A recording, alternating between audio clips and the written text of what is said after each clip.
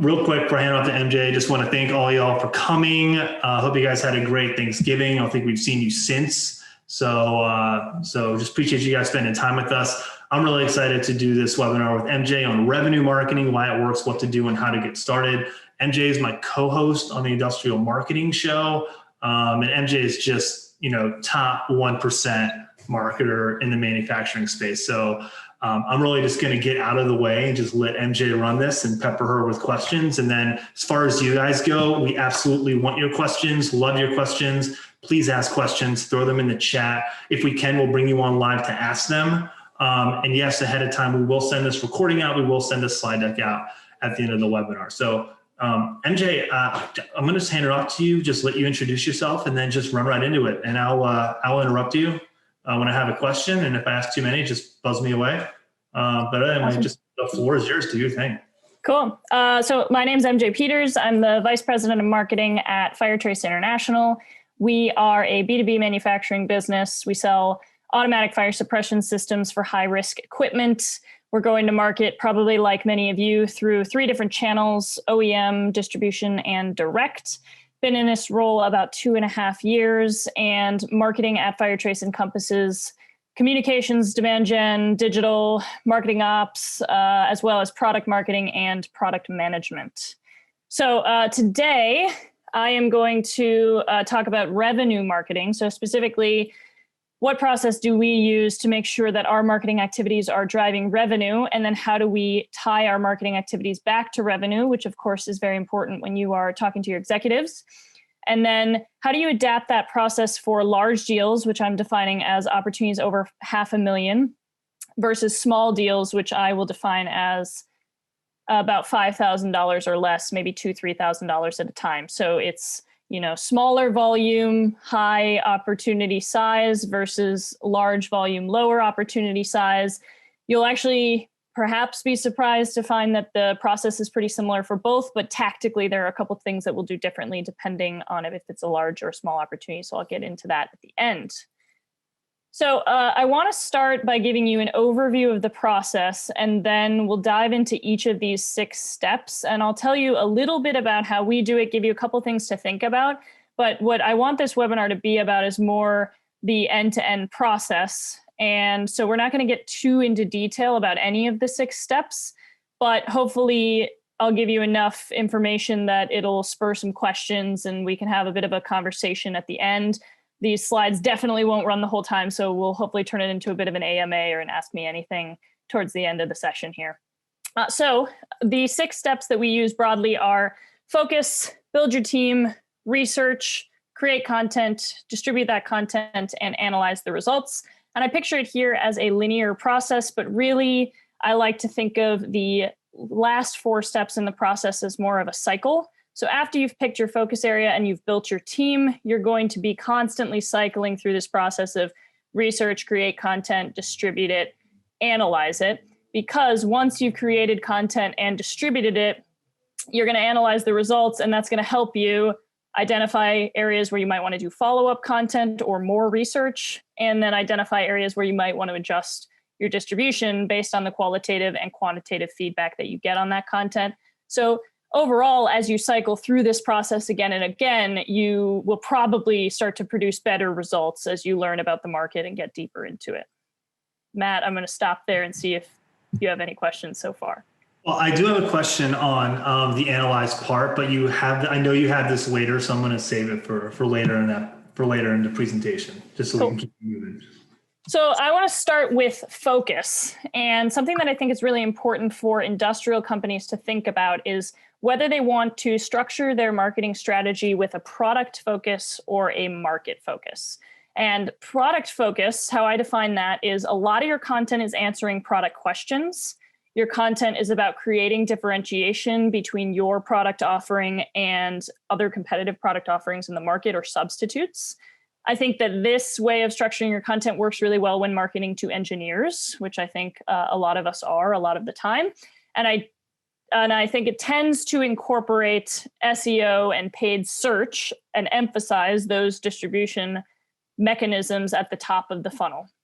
So they're going to be heavy SEO, heavy paid search.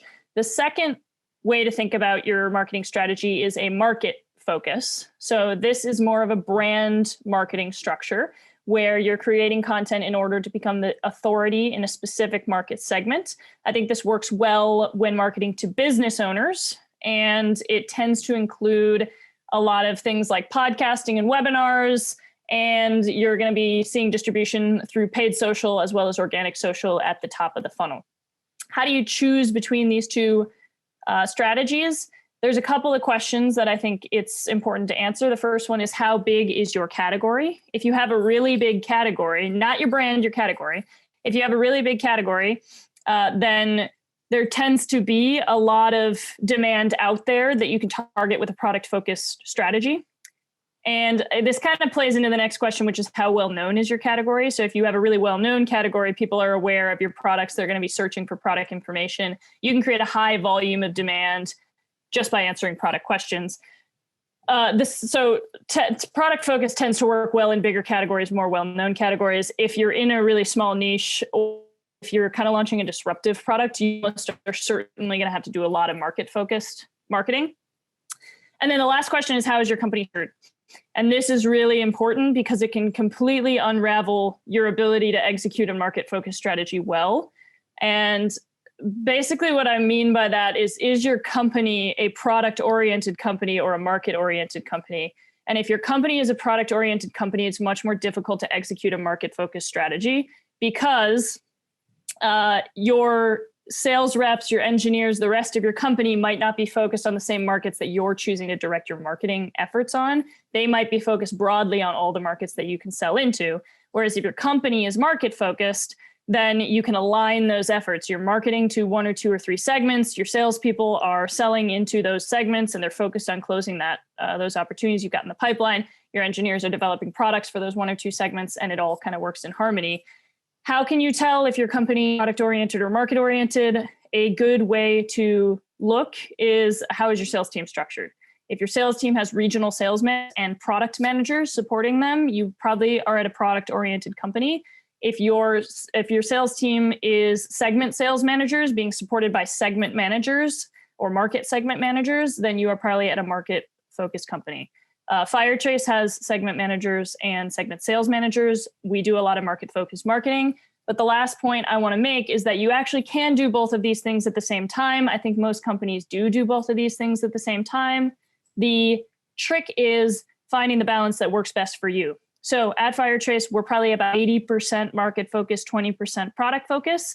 At my last company, we were doing almost the inverse. So we were doing about 80% product focused marketing and 20% segment or market focused marketing. So I'm going to pause there. Matt, does that bring up any questions? Oh, geez, there was just a question that came up from Jared. I had a question a little bit more kind of in the weeds about that. But let's get to Jared's question first. Jared asked, do you have any specific tips for an industrial B2B distributor that's competing against other distributors selling the same brands of products, also competing in the digital space with the manufacturers of the products that we sell? Okay. So honestly, the first thing that comes to mind when you ask that question is like, what are distributors in my space doing? And the best one in my space is just killing it on SEO.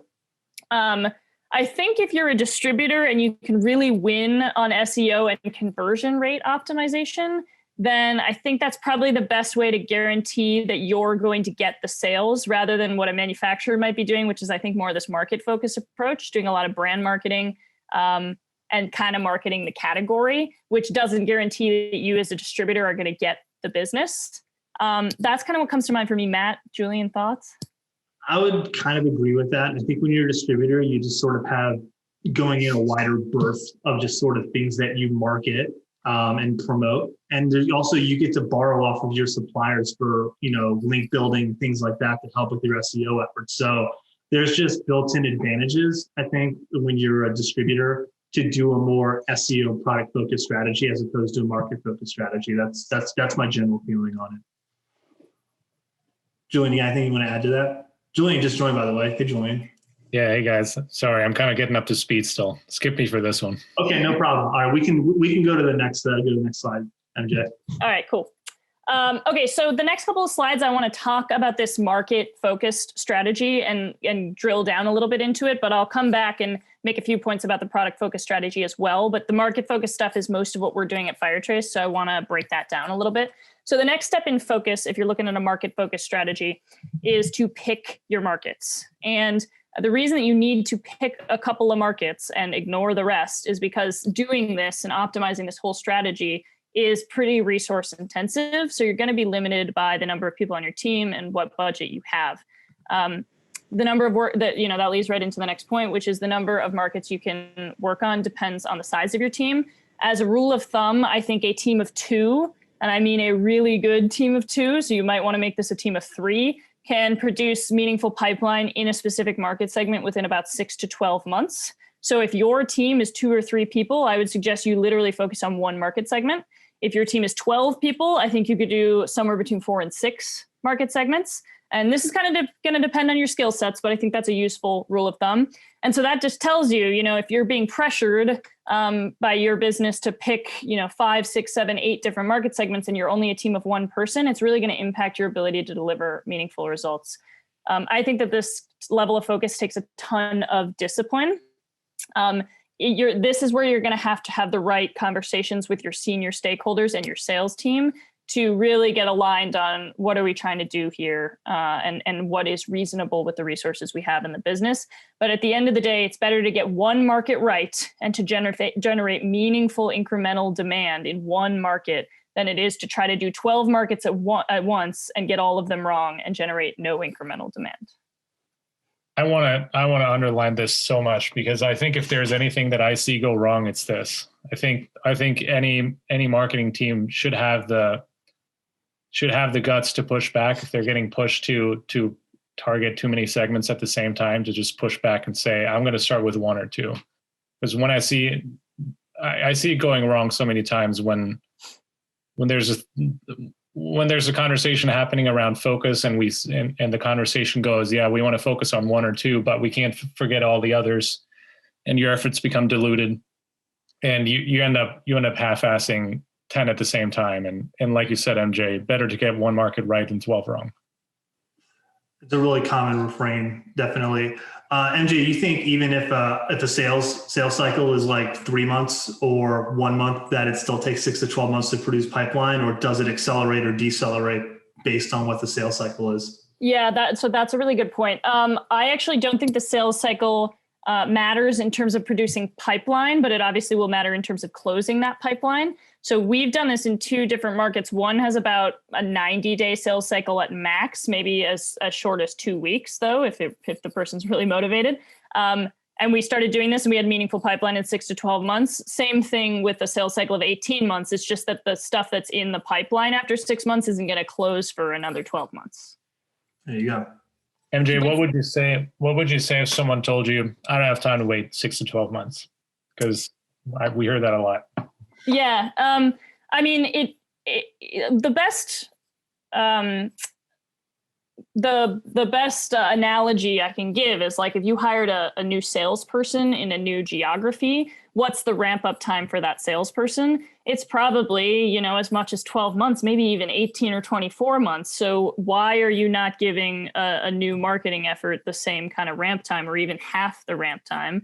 And that's obviously a difficult conversation. But at the end of the day, starting up anything new for your business is an investment that either the business is choosing to make or they're not. So if they're going into it with the right mentality, which is this is a bet and we're going to have to spend money to make money, then then the leadership will be comfortable waiting for 6 to 12 months. But that's also not a reason to take your foot off the gas. Like if you want to produce meaningful pipeline in 6 to 12 months, you're going to have your foot on the gas from day one. And I'm sure my teammate Susie can empathize with us having our foot on the gas a lot of the times at Firetrace. Forward momentum. That's what it's all about. All right. Okay, so just want to elaborate a little bit more on this focus piece. So what do I mean by focus on a specific market? A lot of startups and software as a service companies are segmenting their customer bases based on small to medium-sized businesses or mid-market and enterprise. Those are the 2 segments, and they market differently to them. I don't think that works for industrial companies.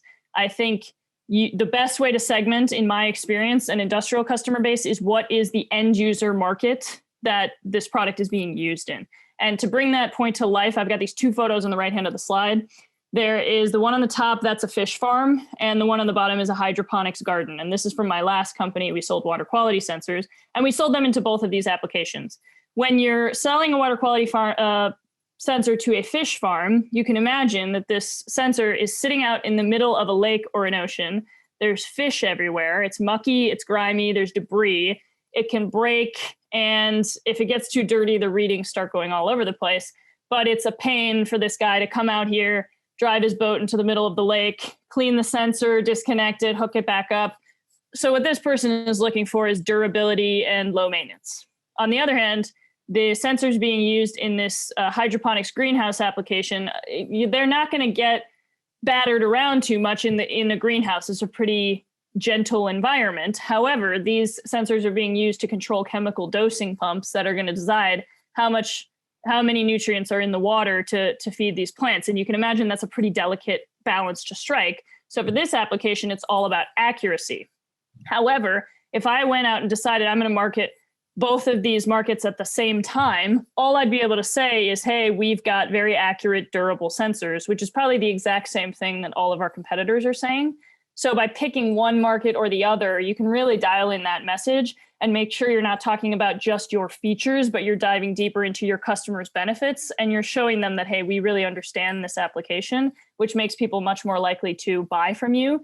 But in order to do that, you need to sacrifice the ability to market to everybody at once. Yeah, for sure. Completely agree with that. So go ahead. All right. Okay. So once you've focused on a market or two markets, depending on the size of your team, then you want to identify the team that's going to be responsible for generating demand in these markets. I think a starting point is what skill sets do you need on the team? And I think broadly, the skill sets fall into three different categories, which I named, but I also defined because people use these terms in lots of different ways. So the first one is product marketing. Basically, this person is someone who spends time with customers and knows what they care about, like regularly talking to one or two customers a week and finding out what they care about. That's the main role of product marketing. They might use that to inform new product development, but also to inform your marketing strategy and your sales strategy. Content, this person writes the content. They know how to make things easy to understand. And then I tend to have this person play the role of optimization for SEO versus if it's going to be distributed in a different way, then you don't have to necessarily write for SEO. And then finally, demand gen. People define demand gen a lot of different ways. You might call this ad operations instead, but this is kind of the numbers person running the paid campaigns, understands numbers, knows their way around AdWords and analytics and all of this, and knows what results to optimize for and how to do it. These three skill sets together form the basis of your team. I mentioned earlier, 2 people can generate meaningful pipeline in 6 to 12 months. That is only if you're able to combine 2 of these roles into one person. I think it's easiest to combine the product marketing with the content person, but I think that person's pretty tricky to find. And if you find one, let me know. I want to hire them for my team. but you could, in theory, combine any of these things to get it down to a 2-person team. Yeah, I would say you could also combine content and demand gen as well. If someone's good enough at being a content creator and they can learn the demand gen portions of it, at least a couple channels, yep. I think it's certainly possible. We have a few questions, and so I want to drop them to you real quick. So Nicole asked, back to your last slide about market, how big would you consider a market? So she uses the example of like North America versus East Coast, or do you even regionalize it like that, or is it more towards segment? Yeah, that's a good question. For us, we've got a pretty niche product. So for the most part, we're just talking about one segment. So like machine shops, for example, is one of our segments. And we're looking at that segment globally, but the machine shops that are going to opt into our product are more concentrated in certain regions. So it kind of depends on what you're using, what kind of decisions you're going to make off of that information. So for us, If we were to market only to machine shops in the state of Arizona on social media, that would be probably too small of a market to target social content on Facebook or LinkedIn. You have to have an audience size of at least 1,000, or else they won't let you target content at them because of anonymity reasons. So in that case, we're going to have to use the entire United States, for example, but we don't have to target the entire world to get the volume that we need. But on the flip side of that, if you're using the information just to say, we want to place a salesperson here, well, then, maybe a salesperson can only sell to machine shops in 5 states, and that's enough of a market for them to generate an ROI for your business. So it kind of depends on what kind of decision you're trying to make. Another quick question from Dale I want to throw at you, and then I got one from Tyler. Dale asks, is it safe to say that the end user market is internally referenceable? Good question. So, i.e., they would appreciate case studies of others in their space. And I think you're going to get into this a little bit when you get into content, but if you want to. Sorry, I don't know if I understand the question. Let's see. Wait, if you understand, why don't you take a shot at the question and I'll go off of your response. I think what he's basically saying is that people in your end user space would appreciate content that reflects people like them, which I think is universally and absolutely true. So yes, I think devising content like that is very relevant, even if it's anonymized. Obviously, you can put a name or a company to it, even better. But yes, I think your end user market is definitely internally referenceable, especially when it's a segment like ConAg recognizes other ConAg companies. So they'll find that stuff to be really relevant to them. They have the same challenges, the same needs, the same pain points on a pretty constant basis. Mm-hmm. Question from Tyler about customer feedback. What if you don't have direct access to customer feedback to know what they care about? This is especially relevant now during COVID. What tactics do you employ to try to get that access? I literally act like a salesperson, like a cold calling salesperson, like I do, me personally. I will use LinkedIn Sales Navigator, which is a $70 a month subscription, but you can get the free trial for 30 days. And then I will find all of the people that are in the market that I'm looking at. If I have mutual connections with them, I'll leverage that. But if not, I will send a cold DM or I'll find their email address using like a Seamless AI or one of those AI tools that actual salespeople use. And I'll send them an email. And the most powerful sentence in the email is, hey, I'm not trying to sell you anything, because you're not. And you can use that to set up conversations, just to have an open-ended non-sales situation type of conversation. The thing to note here is it takes a lot of outreach. It's kind of like trying to cold sell somebody something. Most people are going to say no, or they're going to ignore you. But if you reach out to 20 people, I bet you 1 or 2 of them say yes to this conversation. So if you don't have the access provided to you by your company, yes, it will slow you down. It will make it harder. But I don't think that you should be afraid to take up that on your own. Just go out and make those conversations happen on your own. The other place to find people is your CRM, and then you can ask. Usually I ask the sales people to tell me not to reach out to them if they don't want me to, but otherwise I'll just, hey, I'm telling you that I'm going to reach out to this person on Tuesday if you don't tell me otherwise. Most of the time they won't tell you otherwise, and you can just reach out. So you just ask for forgiveness. Yeah, exactly. Because you need the information. You really need it. But if you're having trouble with that, there's lots of places to find information about your customers. One that I've been loving recently is podcasts. Like if you listen to the podcast that your customers listen to and that they create themselves, they say lots of interesting stuff that gives you tons of market insight. For sure. You can use a tool like SparkToro to find out what your audience listens to in terms of podcasts. There's actually a surprising number of engineering podcasts out there. Yeah. You'd be shocked if you just search engineering on your Apple Podcast and found stuff. Laura, the name of the tool was seamless.ai. And then there's also UpLead is the other tool I think that does a similar thing. Jennifer's got a question too. I want to go to the next slide, and then Jennifer, we'll hop on your question so I can keep it moving here. Cool.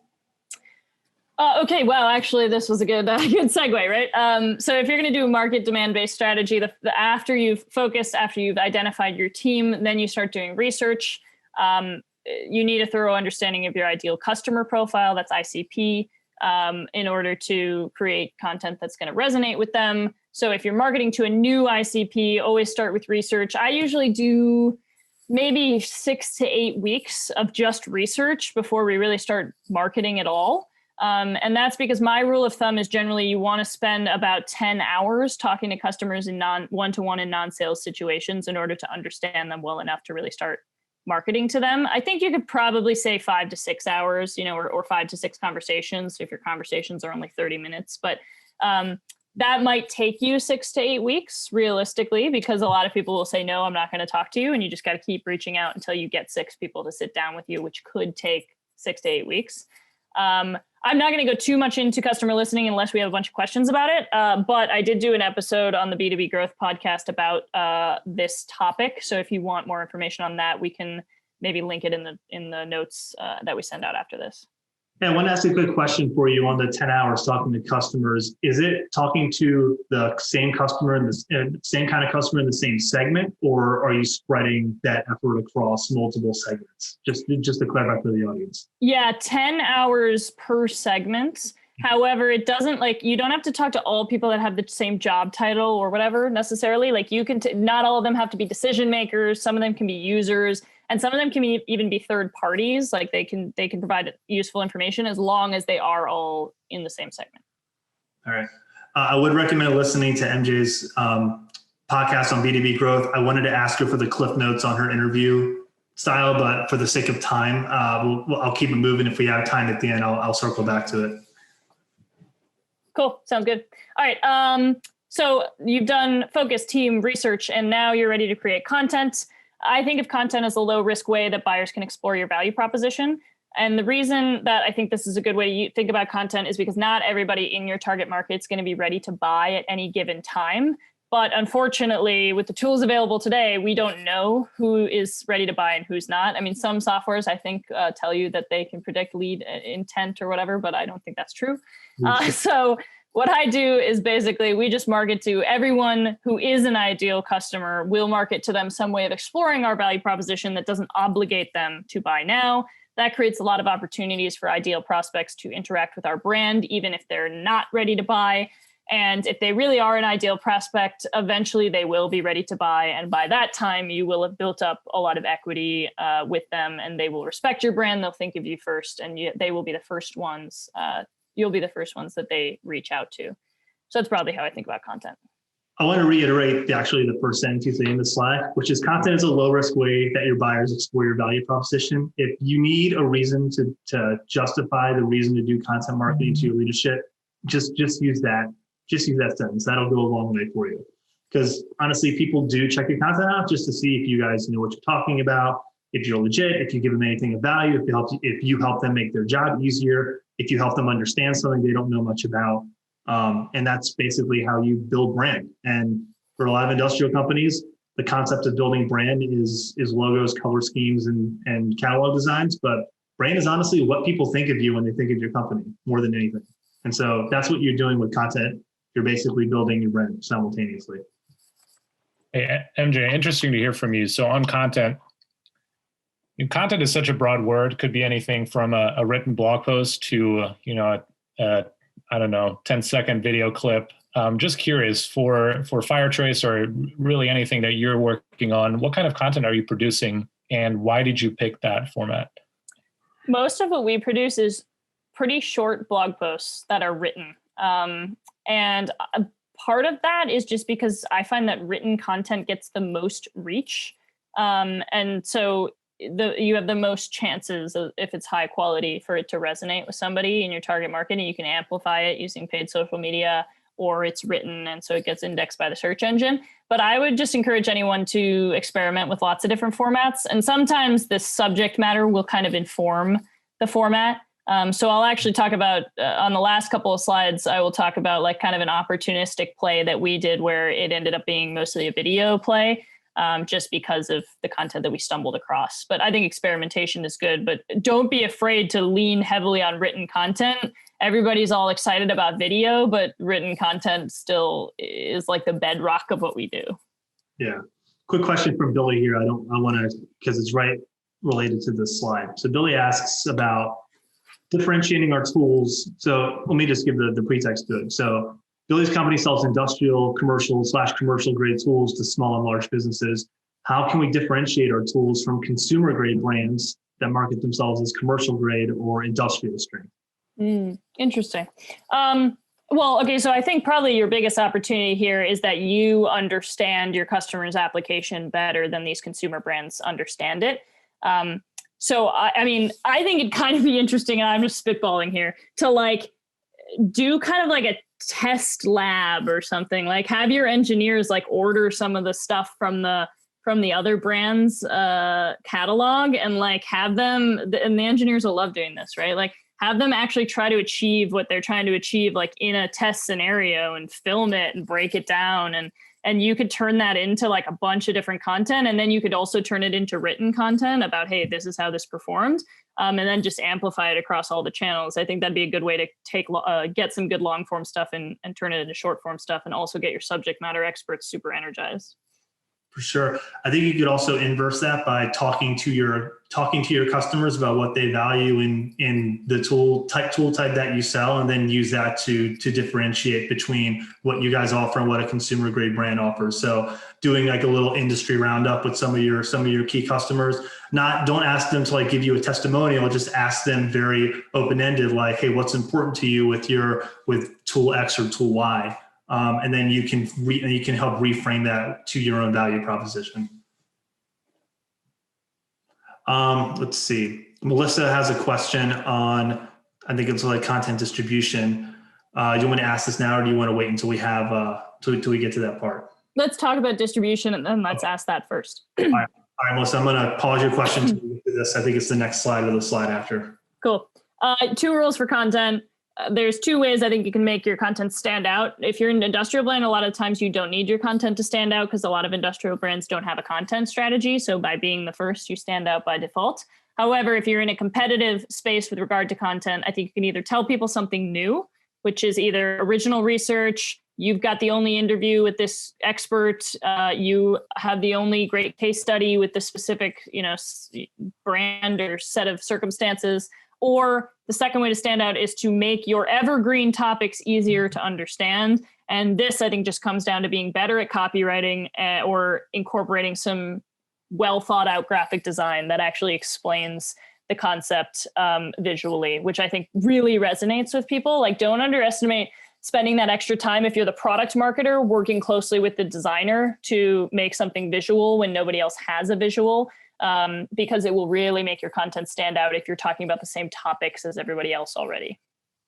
I think on the evergreen concept, it's also just leveraging your subject matter expert better, right? Like you have someone in your organization who knows a certain topic, your product or your market really, really well. And sometimes they tend to talk about it at like a level 10 when sometimes they need to talk about it at a level 5. So this goes back to your content manager being able to extract that out of them. It's something that we do a lot at Gorilla on the front end of our content strategy, is just getting that subject matter expert to really make that topic easier to understand, just like you're saying here, MJ. Yep. I got a question for you on this. Do you have a certain content medium that you favor at Firetrace, and if so, why? So I would say that the content medium that's produced the best results for us, and I don't know if this qualifies as a medium, but I love case studies just as a subject matter. And most of our case studies are written case studies. Some have a video or a photo element to them, but they produce amazing results even when they're just used as a top of funnel. Like, I'm just going to promote this case study to everybody in our target market. Like, as long as the case study isn't too much about you and it's really about the customer, I think it's a fantastic content medium. Literally the only drawback is you don't get them all the time. So when you do get them, I would say take advantage. Yeah, the case study is bulletproof and funnel agnostic, in my opinion. It is the most powerful piece of content that you can have at your disposal when you can get it. Yep. Cool. Distribution. So the game changer for me when it comes to thinking about distribution is thinking about channels in terms of intent versus no intent. And what I mean by that is, when your customers on this channel, do they intend to buy something, or do they intend to really research your product thoroughly? So when you're talking about SEO and you're talking about paid search, that's especially when it comes to certain keywords that are really product related keywords. And this comes back to the product versus market debate on how to structure your strategy. Really product driven keywords are high intent, right? If I search the word fire suppression system, that probably means that I have a reason to understand, consider, and make a decision about fire suppression systems. Now, if I'm searching CNC machine, then I don't want a CNC machine for fire suppression systems, and I don't want a fire suppression system company to tell me about CNC machines. So think about like, what is the person trying to do when they search that term? And should you be buying it, creating organic content around it? In general, and this might be an overly simplistic way to think about it, but in general, I am not willing to pay Google AdWords for that many terms. I really only focus on high intent keywords that are like really related to my product and really niched down. And then I'm a little more liberal with organic keywords. Like that traffic's free at the end of the day. So I'm willing to get traffic for some topics that aren't really related to my product or are like tangentially related to my product. But in general, you can target more specific content if you're on a high intent channel. The flip side of that is if the customer being on the channel means they have no intent to think about your product or buy your product, then you need to have different content on that channel. So what I mean by that is like me being on Facebook or me being on LinkedIn does not indicate that I'm going to buy a fire suppression system, but it doesn't mean that you shouldn't market fire suppression systems to me on that channel. It just means that the way you need to market your product is probably by putting content in the feed that is a low risk way to explore your value proposition, and also compelling enough, either it educates or entertains, that I'm willing to interrupt what I'm doing on that channel, which was not researching your product, to go read whatever it is that you're putting in front of me on that channel. So think about how you're going to distribute your content, whether it's on a high intent channel or a low intent channel, and use that to inform your subject matter and your way you present the content. All right, let's hit the Melissa. Bless you. Melissa asks, in your experience, what's the best way to get your content out there?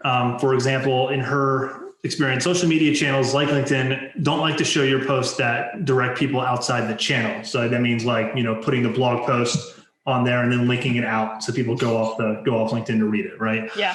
So if you really have good content on your blog page, how do you promote it? I'll let you start, and I'll piggyback on it off of it. We use ads. Like if you pay them, then they have to show it to the right people. And if your content's good, then they should show it to the right people. But especially Facebook is completely pay to play. Like, even if you have 10,000 followers, they're still only going to show it to 1,000 if you don't pay.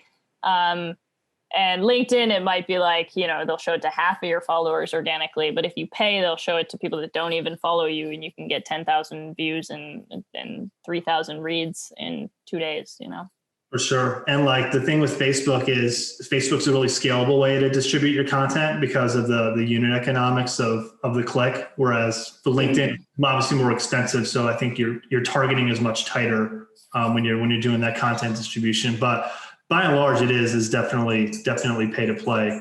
So Nicole and Jennifer both asked questions about case studies. So I'm gathering that this is going to be a hot topic.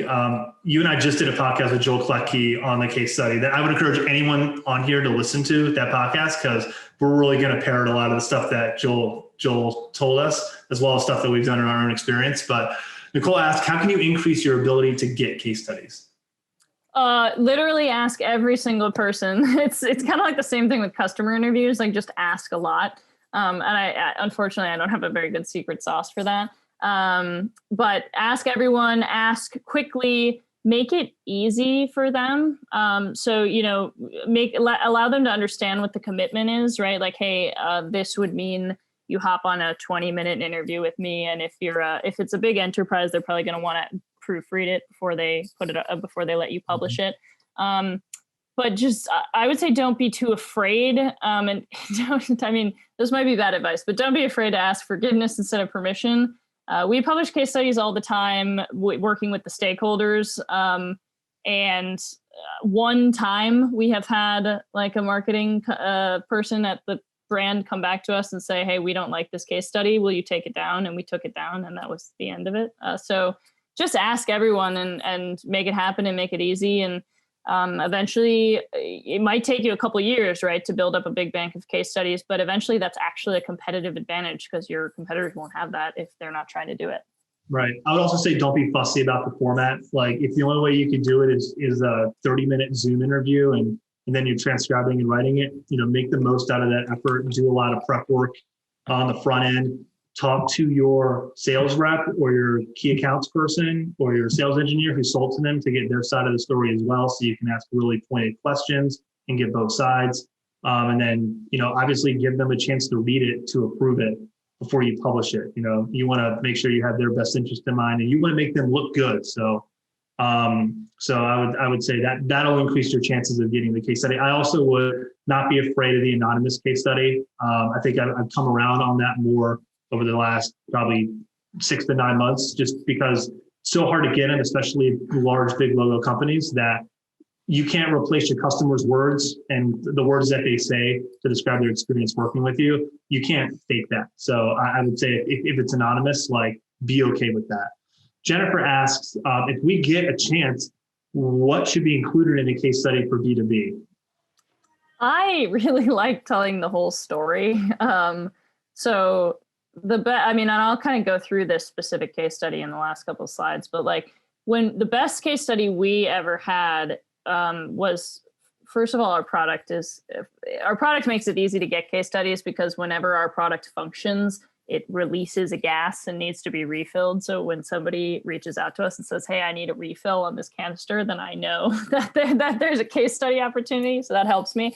But we put out a fire for this guy who started his own business. And we actually went back and told the story of how he started the business because it made the customer the hero and it created a set of stakes, right? So his business was at stake here. So we actually took the time to interview him about, hey, how did you start your business? What all happened? And then we said, and then he had a fire and our system put it out. But if it was just he had a fire, our system put it out, it wouldn't be as compelling for the readers who are other people who can then put themselves into the story because it sounds like the story that they're living. So they can understand that, hey, maybe I should invest in this product in case this story plays out the same way for me. So I think it's important to, in your interview, ask questions that aren't just related to exactly what happened with your product, but what are the stakes for the person involved and what got them to this situation in this moment where your product helped them achieve what they were trying to do. I'd also add, I'm going to go back to Donald Miller's Building a Story Brand. Your customer is the hero and you are the guide. So how did you guide them to that greener pasture, that outcome that they were seeking? And that, in which case, for your example, was saving their business. I will say it's probably hard for you though to get case studies because most people don't want to admit their business caught on fire. So yeah, it's kind of weird. It varies segment by segment. The machine shop owners kind of are yeah, whatever. You can tell people that we had a fire. But yeah, it does. It varies segment by segment. Yeah.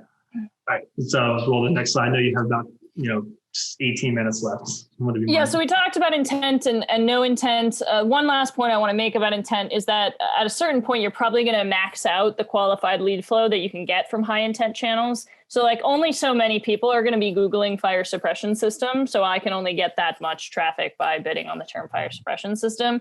And that might happen really fast for you, or it might happen really slowly based on your industry, what kind of product you're selling, how many people know about it. For us, it happened pretty fast. We just tapped out that channel and then we had to go over to paid social in order to keep scaling our inbound. So, it's something to think about. You don't want to start bidding on low intent keywords on AdWords once you've maxed out your high intent ones. You just want to put that spend into a different channel. Can you give an example of a low intent keyword, MJ, for you guys? Yeah, for us, when I first showed up at Firetrace, we were bidding on the word CNC machine, and we make a fire suppression system for CNC machines. But somebody Googling CNC machine doesn't want to learn about a fire suppression system, so we stopped bidding on that, and now we only bid on very specific fire suppression terms. And actually, within our niche, we don't sell all kinds of fire suppression systems because a sprinkler system in a building is also a fire suppression system. So we don't even actually bid on that term. We stop. Plus the worst thing about the low intent keywords, they're so high volume that they'll just eat up your whole budget instead of the other stuff. Yeah, so it's better to just accept that you might only get 2 leads a month from Google AdWords and they're both qualified leads and you don't spend that much money and now you got money to do other things than to waste money on Google AdWords for the sake of spending money on Google AdWords. Right. Exactly. Bear in mind too on Google Ads, like when people are searching for that product, they've usually reached the end of the line of their discovery phase. So you have a chance to win on other channels before they ever even get to AdWords, which is kind of the whole value of the awareness channel distribution strategy. Mm-hmm. Yeah, I think we literally spend like maybe $100 a month on AdWords because we're only bidding on super relevant keywords. Okay. I want to talk about attribution because it's very messy. So how do we measure our marketing performance? We use HubSpot. We have a dashboard that shows us basically the two metrics I care about are number of qualified opportunities and dollars of qualified pipeline. And so like our HubSpot marketing automation is also the CRM that our sales reps use. Your CRM might not be in the same platform as your marketing automation, so you'd have to get your data from whatever CRM your sales reps do use. But importantly, we filter those two metrics, qualified opportunities and qualified pipeline in dollars, by ideal customer profile. So like not every opportunity that comes in every month actually counts towards what we're looking at. It only counts if it's in the market that we were marketing to. So if we're marketing to machine shops and then we generate a bunch of opportunities with like bus engines, then I don't count that because it was kind of just luck. It doesn't have to do with our marketing campaign. And then we correlate that back to when we were doing different campaigns. So that is not perfect because correlation is not causation. However, I'm kind of willing to accept that it's good enough for me because I don't want to spend days and months and years trying to figure out what attribution platform I spend a bunch of money on to tell me that, you know, my content generated 30% of this number. I feel more comfortable just looking at actual pipeline and trusting that correlation. So I know a lot of manufacturers go through distributors, which complicates things. So again, I'm trusting a little bit of correlation here as well. For example, we've got our HubSpot opportunities. So these are the opportunities that come directly to us. And over the course of 12 months, when we were marketing to a specific segment, we increased qualified opportunities 100%. And we observed those opportunities closed at 30% close rate. At the same time, over the same period, sales into that segment through our distribution network increased the exact same amount, 30%. So that doesn't seem like a coincidence to me. That's the kind of data that I would bring up in conversations with my exec team. So, you know, you can argue all you want about that, but I think one way to think about how you're influencing sales that come through your distribution network is to see the stuff that you do have visibility into in your CRM that comes directly to you, and then see how much, whether that's mirrored in the distribution sales that'll show up in your ERP system.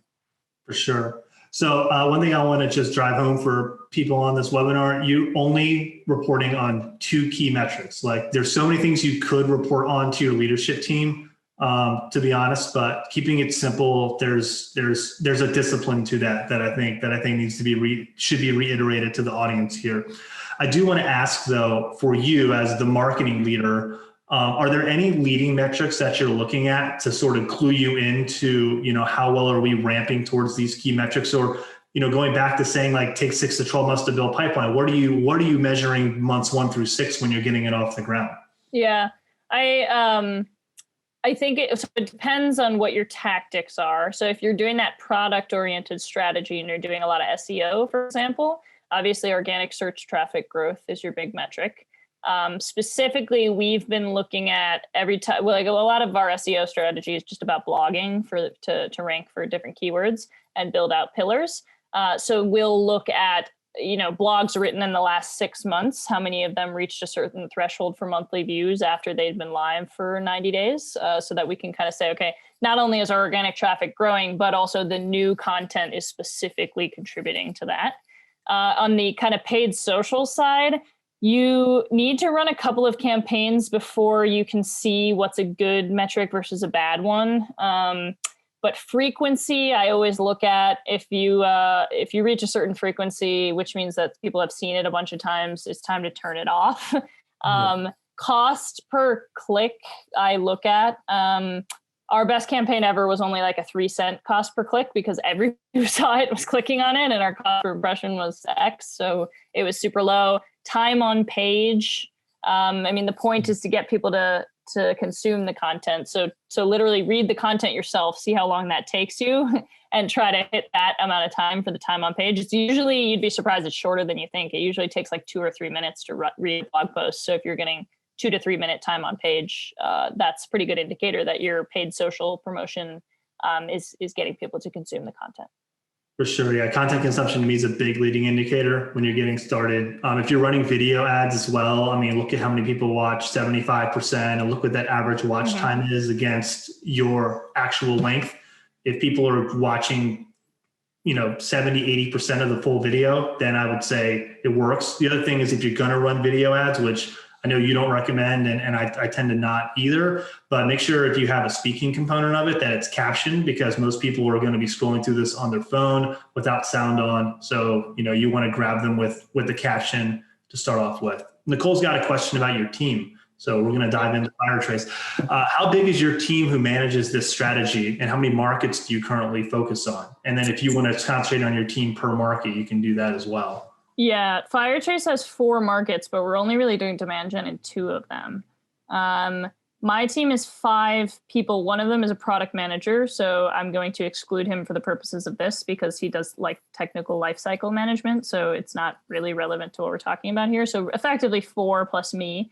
2 of them are product marketers. So one of them owns 2 markets and the other one owns 1 market. And so each of them owns one of the market where we're doing demand gen. So they'll do talking to customers, they'll do content ideation.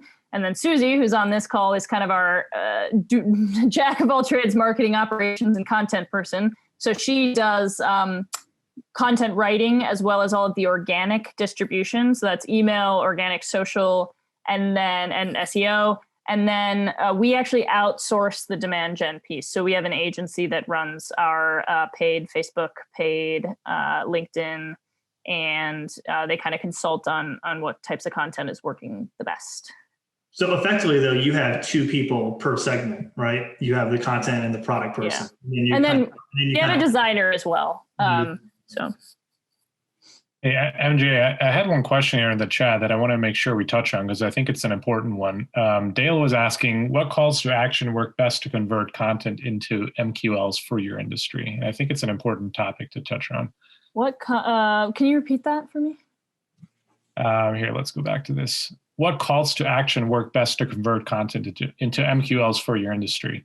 Yeah, I can kind of start the thought, but it sounds like, Dale, the question is like, what content works best to convert people, And I guess my answer would be, and I'd be interesting, Matt and MJ, to hear your takes, but my answer to that would be, don't design your content to convert, just design it to be helpful and educational.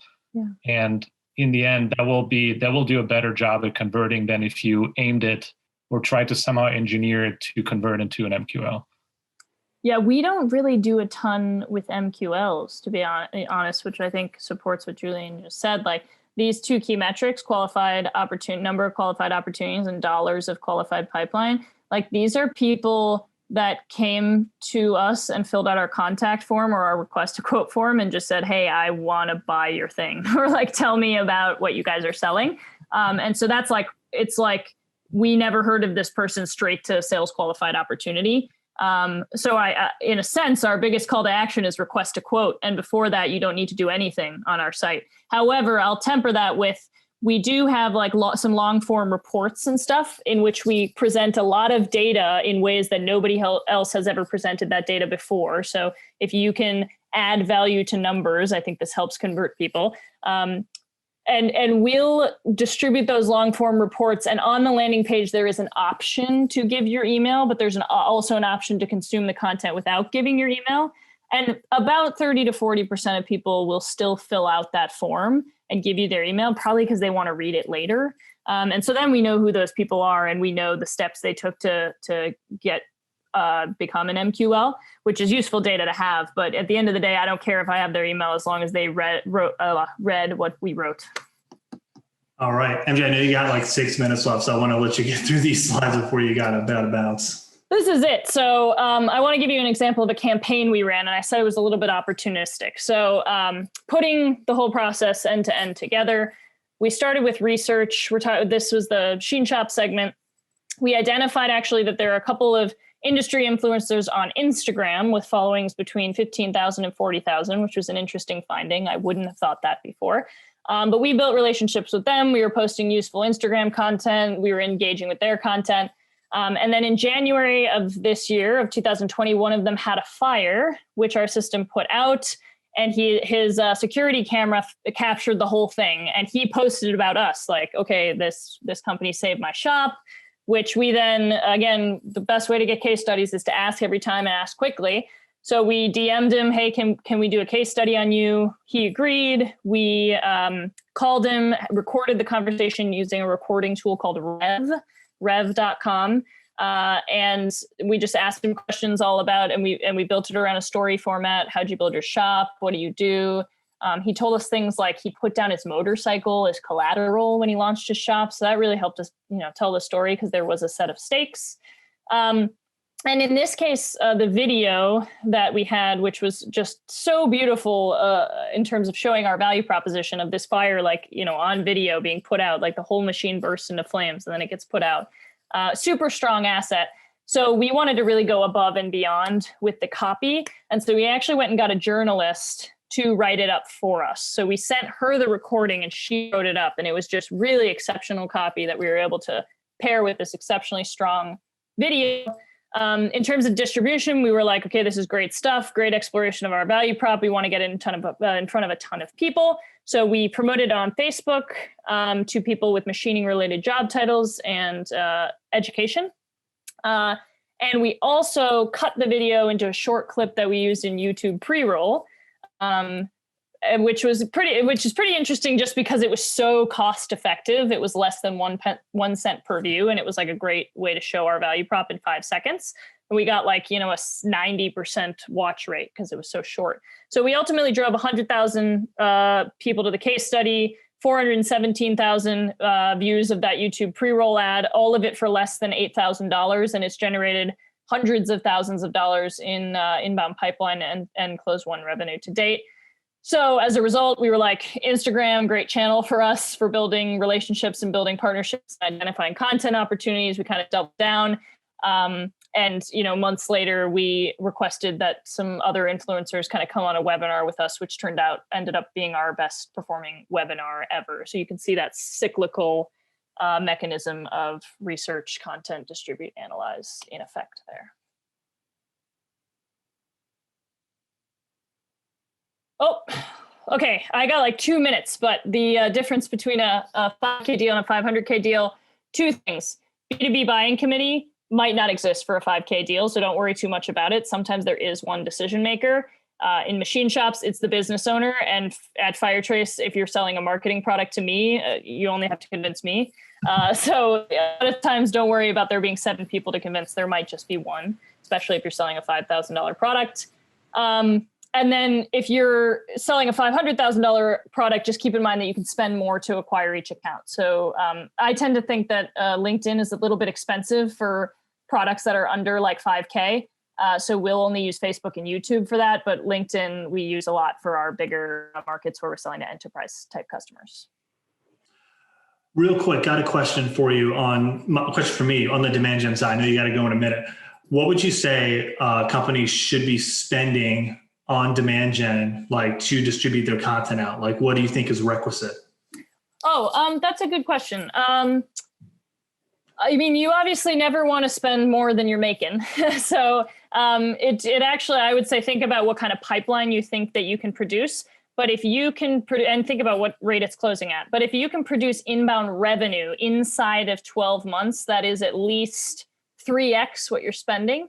And take into account what it spends to create, what it costs to create the content, not just distribute it. Then I think that's a very good result. For sure. That was awesome. Yes, Craig, that was the same room that was pink before Thanksgiving. Great eye. What did he say? My room, it's the same room that was pink before Thanksgiving. I painted it. Thank you, MJ, I know you got to jump, so just want to thank you so much for coming on the webinar. This was amazing. I think we're going to have you back, to be honest. All right. Yeah, thank you guys. And I mean, I'm sure you guys can stay on and answer questions. Hopefully. Yeah, for sure. I'm going to. I will let you jump though, and then I want to see if anyone else has any questions so we can take them. But thank you so much. I'll let you go, and Cool. I will talk to you later this week. Thanks. Cool. Have a good one, you guys. All right, y'all. I want to just open this up for questions for you guys. If you have any, like, please drop them. I know MJ just left. We can certainly give you some perspective on that as well. Obviously I've had the privilege of spending a lot of time with MJ over the last year or so doing the podcast and things like that. But okay, so top three interview questions. That's a great one. So the first one that I'm thinking, the first thing that we do, because we do customer interviews at Gorilla as well, and we very much, and I've been MJ definitely. I worked with MJ to kind of come up with that framework.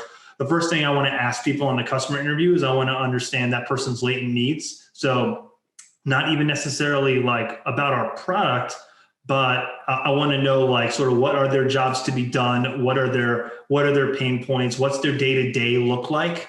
And then think about that in the context of how they would use my product or solution. The other thing I would do going into that customer interview question is form a hypothesis about what do I want to know? Like, do I want to know if purchasing and engineering interact with each other during the buying process? And then I don't force that issue to try to find that out, but I just kind of let the conversation go on its own volition to determine whether or not that's a true hypothesis or not. There's nothing wrong with being wrong. There's nothing wrong having an incorrect hypothesis or being proven wrong. It is a hypothesis after all. You're using the scientific method. So if you're wrong, great. That just is more information that you have at your disposal. Blake, do I do any Facebook retargeting, and what do you do? My feeling on Facebook retargeting is I do not do it. And the reason, retargeting. Yes, I would do retargeting from my website, but I wouldn't necessarily retarget from like an ad, because basically you're getting into Facebook funnels at that point in time. And my experience with Facebook funnels is like, eventually that funnel just gets so small that it doesn't reach anybody, or it reaches like such a small segment of my audience that they just end up seeing that content over and over again. It doesn't have any impact. So yes, I do Facebook retargeting off my website, but not necessarily off of like funnels and stuff like that. Yeah, website. So I would, especially if they have been at my website within a certain amount of time, I would be like, I'd have a retarget audience, honestly, and then like on the ad set level, and then I would probably I'd probably have a few different pieces of content just to see which ones people were identifying with the most. So I would have the request a quote page. I'd probably position as a learn more page, have some deeper information under it. But yeah, absolutely. I do retarget on Facebook. I would tend to think though that you actually will get more out of it. You'll get more out of your ads if you just continue to send ads to the same cold targeted audience over and over and over again after you get it dialed in. So, spend some time dialing your audience in, and then once you have it dialed in, go by interest or job title. And then, if you like how both of them work, combine those into one big audience. And then, use the Facebook pixel to like warm your audience up with the audience expansion. Once you get your audience dialed in, go to that same audience all the time, rotating content once it reaches a certain frequency. It kind of depends on how big that audience is, Blake. If it's very small, it probably doesn't make a whole lot of sense. But there's some interesting use cases. Like, let's say you think you have a pretty good feeling that you can only reach your audience through LinkedIn. But let's say you do LinkedIn targeting, LinkedIn advertising for a year, and you've got a retarget audience of, 5 to 10,000. Then you can play around with that audience, retarget it or create a lookalike based on it, and see if you can get yourself, kind of wean yourself off of LinkedIn. And yeah, like Matt said, in terms of content, kind of depends. You just have to test what works for you. Yeah. Whitney, can you do a future segment and break down product focus and market focus in more depth? I think that's a great idea. We would love to do that for sure. I certainly have some questions for MJ, so I'll just bring them up now for the sake of this, because I wanted to ask her, can you combine or outsource any part of your function? She already mentioned this, but I definitely think you can combine the content and demand gen function. And again, I don't think you can necessarily outsource content unless you have an agency who does that really well. I'm not trying to toot our own horn here, but I would also say if you can in-house your content, it's a preferable way to go. If you have that capability, I can tell you that the content I made at Binzel was something that I didn't feel I could outsource, and I'm really glad that I pushed it in-house and was able to do so, because I think it ended up better as a result. Because I was able to just get more of my subject matter experts' time, to be frank. Like if I needed more time for my fume extraction guy, I could just call him up and do it. Let's see. Content mediums that I favor. I've been really well versed on this. I definitely favor webinars because I like the ability to repurpose it. I like podcasts for the same reason. I will say on the podcast, I would probably prefer to have maybe some other parts of my marketing working well, such as my content, before I'm looking for podcasting. But webinars is definitely the thing that I'm favoring. I would say more than anything. Let's see.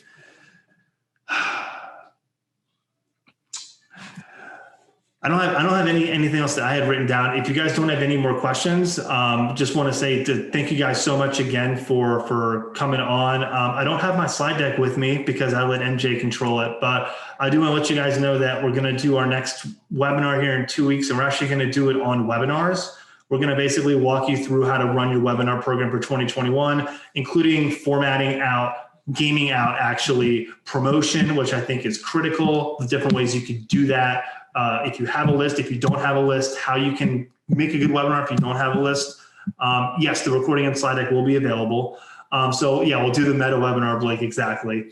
What to do during webinar to make it impactful and get people to engage. I think it's a really important point, because people won't stick around for a really boring webinar. I've done this for like 3 years now, and I've gotten to see what works and what doesn't. And even with clients that we're doing it for, we're getting 100 plus registrants with like a 60% attendance rate.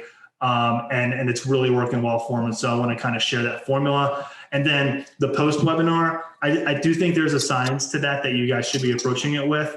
I think it's very easy to feel tempted to go follow up with everybody on your webinar with your sales team. I'm going to show you how to exercise some restraint on that, while also still, getting to the people who probably are in that buying stage the most. And I'll give you guys some clues on how to walk through that. So I hope you guys join us for that. Thank you all so much for spending the hour with us. I can't tell you how humbled I am by the amount of people that show up here every 2 weeks to spend time with Julian and I and whatever guests we bring on. So we'll see you guys on the 21st of December. Have a great rest of your week, and go kill it out there. All right. Thanks, everyone. We'll see you next time.